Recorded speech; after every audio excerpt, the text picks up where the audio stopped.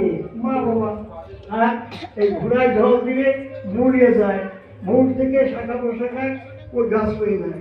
তাহলে মা বাবাকে ভক্তি করলে ঈশ্বরে পৌঁছায় যায়। আলাদা করে দেবদেবীদের পূজা লাগবে না।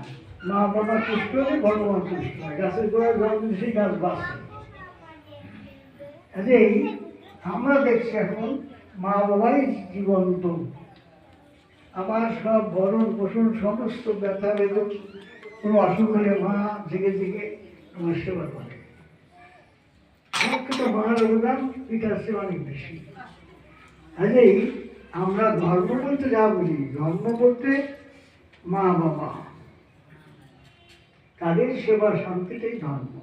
আর কি কর্ম, হাতে কাম আর মুখে নাম, এই যুগের ধর্ম। আর সব বাহ্যিক। কারণ আগে মানুষও অনেক অনেক বছর জীবিত থাকতো, তার জন্য অনেক রকম সাধন পদ্ধতি ছিল। আর এখন মানুষ বাঁচে নড়া গজা বিশেষ হয়, তার মধ্যে বাঁচে হয় নর আর গজ। নর মানে মানুষ আর গজ মানে হাতি। এর আয়ু আছে 120 বছর। কিন্তু 120 বছর বাঁচা মানুষ খুব কমই করা যায়, আমার সাথে কমই যায়।